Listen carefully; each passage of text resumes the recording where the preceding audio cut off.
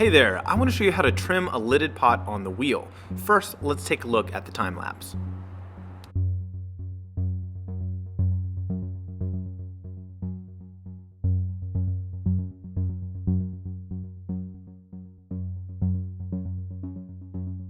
First, if you have a wheel with a removable splash guard, you're going to want to put that on to contain all your trimmings. Then you need to make sure that your pot is leather hard. From the handle on the top of the lid to the pot itself, everything should be equally leather hard. Next up, I like to center this upright on the wheel with the lid on top to check for lid fitment. The idea here is you want to make sure the rim of the pot is round and matches the circle shape of the lid itself. So you can do any little tweaks and adjustments now before we flip this over and trim. Now be careful here, you don't want your pot flying off the wheel. I like to spend a little bit of time to make sure the rim is smooth, even, and controlled, 100% finished.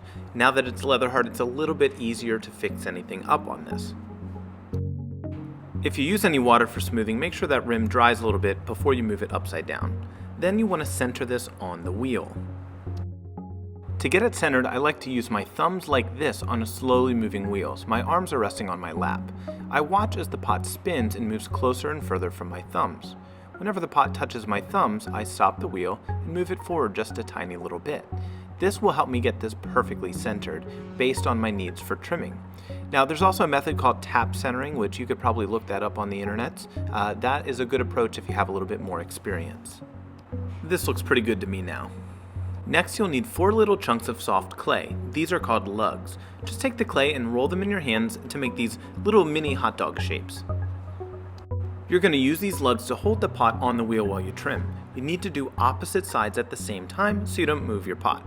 Start with a downward pressure to adhere the lugs to the wheel, rotate 90 degrees, and then do the other 2.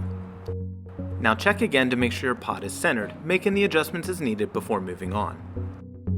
I usually like to begin by working on this corner. Often that's the most rough edge. I like to use a very clean, round ribbon tool to take away any of that excess clay that might have built up on the sides.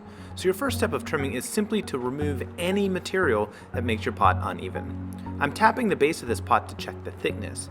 This pot was thrown with a pretty thin floor, so I'm not going to be carving a foot ring or anything. The next thing I'm doing, since the pot is pretty close to finished thickness, is carving around the base. You see, my pot had a little extra clay down at the bottom, and I had kind of a scallop design at the top. So I thought I would make another curved scalloped section down here above the foot, which will make my pot look a little bit more finished. You can always do a little carving on the bottom sides of your pot if you think the clay there might be a little bit thick. Next up, use the flat edge of the ribbon tool to bevel the corners of the pot.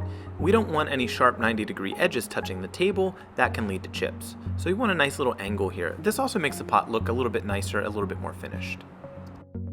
It is important that the pot only touches the table in a circular ring at the edges of the foot. So sometimes I'm going to carve away a little bit of clay from the middle of the floor so that that part doesn't touch the table. If you need to remove more material, use the corner of a ribbon tool. That's called the point flat system.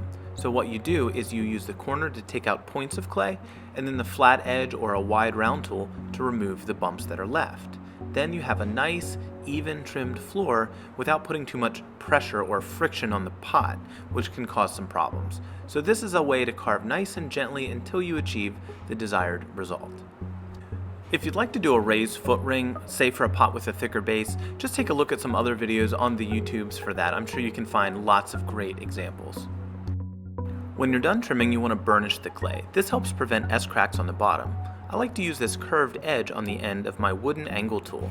And what you're going to do here is just very lightly compress the clay, which is going to make it feel a lot smoother and look a little bit shiny. This compresses and aligns the clay particles on the surface of the clay, which helps give you a stronger, better looking pot. When you're done, lay a straight edge across the floor of the pot and make sure that only the foot ring is contacting the straight edge. On my pot, I decided to gently compress some decorative little grooves on the bottom of the pot. This will kind of reference the scalloped edges on the sides. I like to finish with my fingers to soften any edges. This is when I like to sign my pots. Now, it's always better to press something into the clay to make your letters or your mark, rather than scratching the clay with like a needle tool or a sharpened stick. This gives you much cleaner, nicer lines. Now set your pot aside and grab your lid. You're going to begin centering this the same way, using your two thumbs to gauge how close to center your lid is. Now, since we cut this off the hump, the very top of the lid is going to be pretty rough. So you want to center this based on the part of the lid just below the rough edge, where it seems its smoothest. Keep adjusting until you've got this part of the lid perfectly centered. Next, grab your lugs and adhere this to the wheel head. Again, make sure you do opposite sides at the same time, pushing straight down to the wheel head so you don't move your lid off center.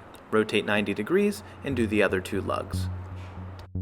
Check again with your thumbs for center, and then what I like to do sometimes is push the lugs down a little bit lower so they don't get in my way when I'm trimming. Start by removing these rough edges with your rounded ribbon tool. Your goal is to remove as little clay as possible, but you want to get this nice and even. Continue cleaning things up with your lid until you have that nice clean blank slate to start designing the knob. I'm going to begin by creating the undercut. This is a really important functional part of the lid that allows your fingers to have a place to hold on to.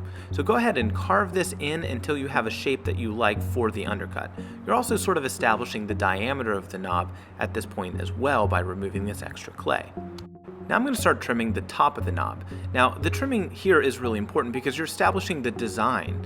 The lid is a real focal point of a lidded pot, and the handle itself, the knob, is a really important part of that. So make sure you're carving a design that you think is going to complement the form of your pot. In addition to that, of course, we want it to be functional. You want it to be something that you can hold onto.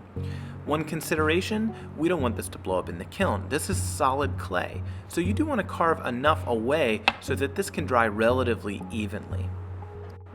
Make sure you check and see how this feels to your fingers until you have this to your liking. Keep trimming as needed until you're happy with the design of your lid.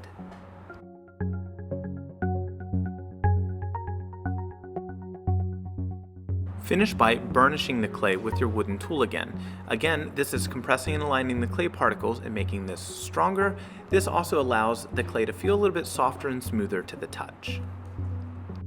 On mine, I decided to impress these little grooves, these rings of clay, to kind of visually connect with the style of my pot. Take off the lugs and center the lid again, and you can burnish the edges of the lid where the lugs were. Be really careful here so this doesn't fly off the wheel. See how I'm holding the top of the knob down as it spins. You want to finish by just test fitting that lid one more time into your pot. See how it looks, see how it feels, and make any last minute adjustments you might want to make before letting this dry.